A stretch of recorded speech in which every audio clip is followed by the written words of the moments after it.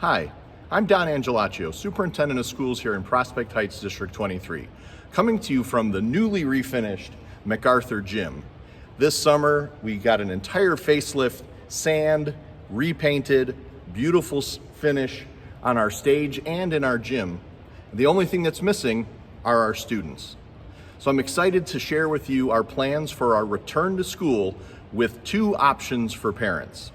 The presentation can be found in its entirety on our district website, www.d23.org, and this was presented to our Board of Education on Wednesday the 8th. As you know, we're currently in Phase 4 of the Restore Illinois 5-phase plan. This allows gathering of 50 people or fewer in schools, allowing us to reopen following guidance from the Illinois Department of Public Health, the Illinois State Board of Education, and in consultation with our neighboring districts. Following these guidelines, we have developed two scenarios that will allow parents to select which path is best for their family. I'd like to thank our Back to School Blueprint Committee, comprised of more than 50 parents, staff, administrators, and students who all contributed to the development of this plan. After extensive discussion, we believe it's in our best interest to provide our families options and choices to best select the method of instruction that is best for their child and their family. District 23 stands ready to support both of these plans simultaneously. In Phase 4, or if we progress to Phase 5, full in-person daily instruction will be provided within the guidance of the ISB and IDPH parameters. This will include extended day program and modified bus transportation. In Phase 4, parents may also select live and recorded virtual participation in an optional Distance Learning 2.0. For this program, no extended day program is an option, nor will transportation be needed, as all students will participate from home. We also stand ready should the state return to Phase 3, 2, or 1 to implement a new and improved distance learning for all students. This summer, our custodial and maintenance crews have done a fantastic job deep cleaning our entire district. When we return in the fall, we'll notice increased daily cleaning protocols being instituted at all of our facilities. We'll have an emphasis on cleaning of high-touch, high-traffic areas. Of course, you'll also see lots of signage around reminding us of our responsibilities for PPE, for social distancing, and washing our hands. Another significant improvement you'll notice is our move to a one-to-one environment with every student having their own iPad device. Students in grades 5 through 8 will utilize the current iPads assigned to them. Students in grades kindergarten through 4 will be assigned a new iPad. This will allow equity for instruction and access, whether we're in person or in a remote situation. Based upon faculty and parent feedback, we've also consolidated to 2 learning management systems. Students in grades K through 5 will continue to utilize Seesaw as our primary LMS, and students in grades 6 through 8 will continue to utilize Schoology. Now I'll provide a brief summary of each of the 2 models. So what will instruction look like if you select the full in-person model? Well, first, face masks will be required. In certain circumstances, face shields are allowed, but the Illinois Department of Public Health have made it mandatory for all parties in the school building to wear a face mask.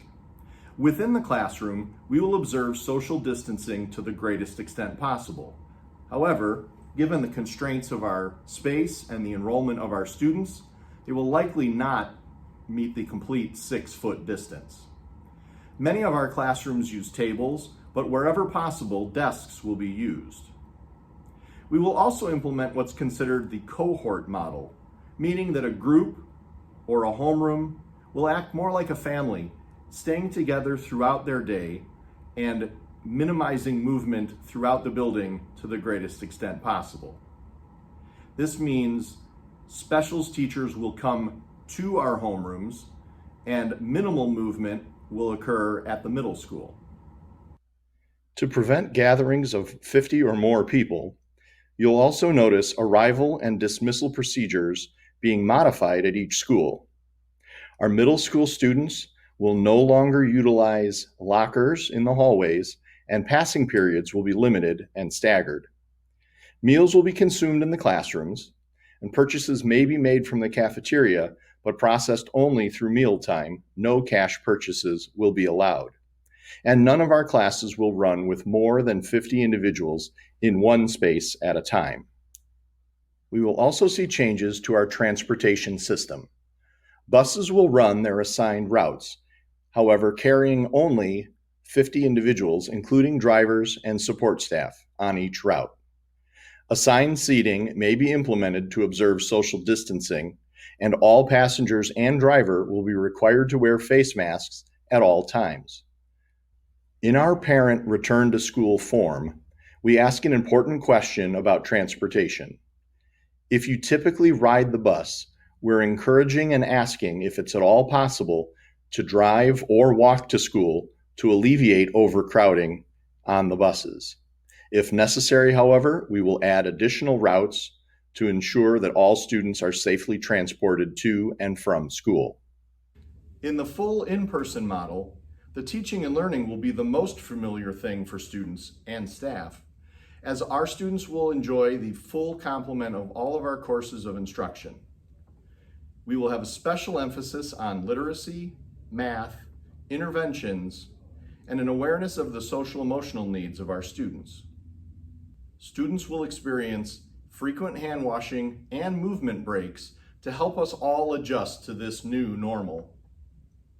But most importantly, students will come to school each day and interact with their classmates and their teacher in a face-to-face environment. Of course, health and safety protocols in this COVID-19 pandemic are critically important for all students and staff to follow. Any individual who tests positive or who shows any signs or symptoms of illness should stay home. We will ask families and staff to report possible cases to the school where the individual attends or works so that we may begin contact tracing. There are also new guidelines from IDPH regarding the return to school following a fever or illness, as well as specific guidance regarding quarantine requirements and the potential closure of school if a staff member or a student is found to test positive. Now we'll take a look at the optional Distance Learning 2.0 model. This is available for any District 23 student with elevated health risk or a family member with elevated health risks. It's also an option for families who are uncomfortable with in-person instruction at this time. We respect the fact that each family is processing this crisis differently, and we want to make sure that students feel safe where they are learning and growing. We are pleased to be able to provide this as an option of rigorous and highly engaging instruction for those who prefer full-day attendance at home. Instructional work time will be approximately the same total amount of time as it would be in person. District 23 staff will also coordinate live and recorded instruction as well as additional support for students in the home environment. Grading and accountability will be the same as it is for in-person instruction. We also know the importance of regular social-emotional learning lessons for students in our distance learning model as well. We learned many valuable and important lessons from our first attempt at distance learning this spring, and we appreciate the feedback of parents, staff, and students to help us make improvements to our plan.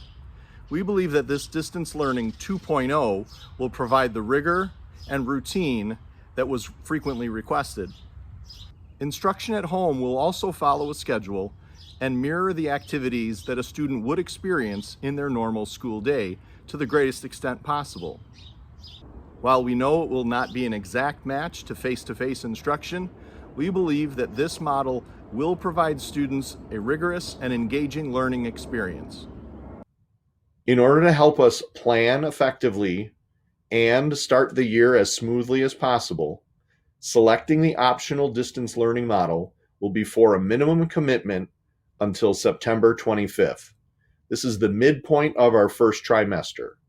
At that point, families may choose to continue to enroll in the distance learning or make a switch to the full in-person model if that's preferred. So here are our next steps.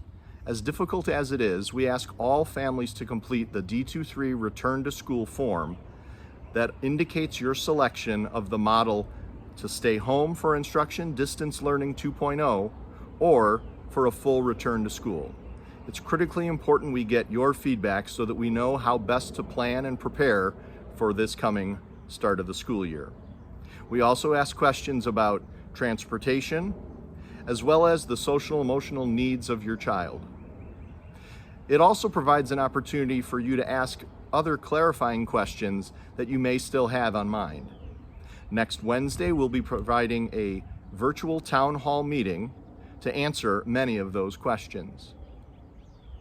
We know that this is not the start of the school year that any of us could have predicted, but we are again proud to serve our community and are so appreciative of the flexibility and the adaptability of our community coming together to serve the needs of our students in such uncertain times. I thank you very much for your continued partnership and support. You continue to make me proud to be D23.